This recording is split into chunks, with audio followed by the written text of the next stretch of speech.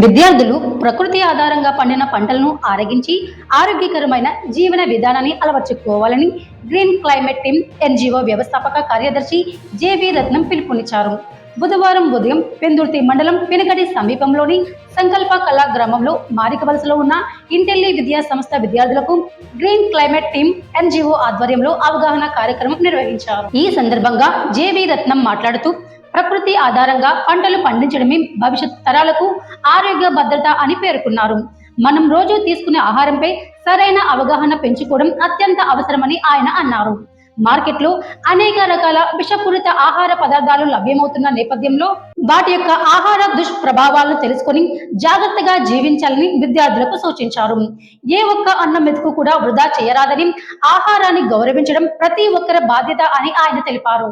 ప్రతి కుటుంబం తమ ఇంటి వద్దే ప్రకృతి ఆధారంగా పంటలు పండించాలన్నారు. ముఖ్యంగా విద్యార్థులు తమ ఇళ్లలో మిద్దె తోటలు ఏర్పాటు చేసి కూరగాయలు, ఆకుకూరలు, పండ్ల జాతి మొక్కలను పెంచాలని పిలుపునిచ్చారు. ఇలా చేయడం వల్ల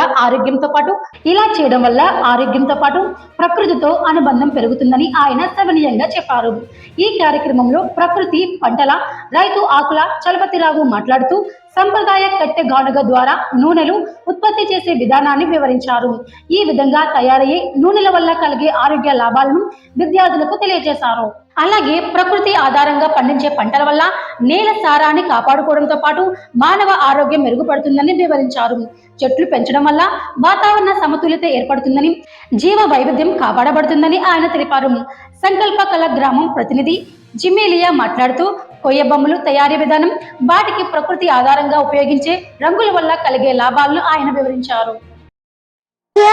And we had a great experience in this park, and it was so good to see that plants, and we had a lot of fun together, all the friends, and it was so good experience. And thank you so much, sir, for the information of Intelli School. And today we came with a field trip of the Sankalam art, and we have saw and explored over here wonderful objects. We also saw the handcrafts, handlooms, and we also saw many toys, plants, which gives us a peace mind and no stress, and we will be relaxing over here if you come. And the field. So I wish you all to come over here and enjoy this place. మేము ఇప్పుడు ఉన్నది సంకల్ప కళా గ్రామంలో. ఇక్కడ మేము ఈ రోజు చాలా అనుభూతులు పొందాం. ముఖ్యంగా గానుగ నూనె తయారు చేసుకోవడం వల్ల మెడిసినల్ ప్లాంట్స్, ఈ రోజు మనకి పిల్లలు అడిగితే మనం కొన్ని పేర్లు మాత్రమే చెప్తారు, తులసి, వేపాకు అని. అవే కాకుండా పొడి ఆకు అంటే ఏంటి, దానివల్ల ఉపయోగాలు ఏంటి, గర్భిణీ స్త్రీలకి లేకపోతే కీళ్ళ నొప్పులు, నరాల వ్యాధులు ఉన్న వాళ్ళకి ఏ విధంగా ఉపయోగపడతాయి అని చాలా ప్లాంట్స్ కోసం మేము ఈరోజు తెలుసుకున్నాం. దాంతో పాటు చెక్క బొమ్మలు చేయడం ఎలా, చేనేత వస్త్రాలు నేయడం ఎలా, అలాగే అసలు ప్లాస్టిక్ కానీ పొల్యూషన్ కానీ లేకుండా మనకి మన దగ్గరలో ఒక విలేజ్ ఉంది అంటే కళాగ్రామం, చేనేత కళాగ్రామం అని మనం చెప్పొచ్చు.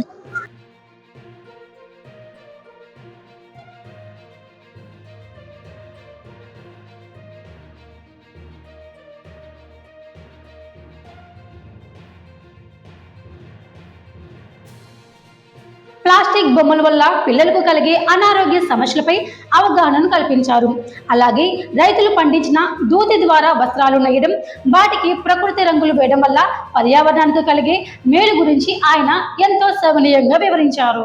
ఈ అవగాహన కార్యక్రమంలో యాక్షన్ ఎయిడ్ కర్ణాటక ప్రాజెక్ట్ సంస్థ అనకాపల్లి హెచ్ఆర్డిఐ కృష్ణకుమారి, ఇంటిల్లి విద్యా సంస్థకు చెందిన టీచింగ్ ఫ్యాకల్టీ సభ్యులు శిరీష, శ్రీలత, నాగమణి, సంధ్య, కిషోర్, అపర్ణ తదితరులు పాల్గొని విద్యార్థులతో మాట్లాడారు.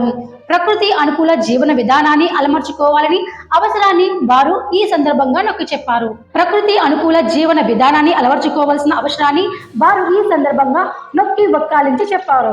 ప్రతి విద్యార్థి పర్యావరణ హితంగా జీవించాలనే ఆలోచనతో ప్రకృతి ఆధారంగా పంటలు పండించాలి, ప్రకృతి ఆధారంగా పండిన ఆ పంటల ఆహారమే తినాలి. అలాగే రసాయనాలు, హెవీ మెటల్స్తో కూడిన రంగులు వేయకుండా బొమ్మలు ఉండాలి.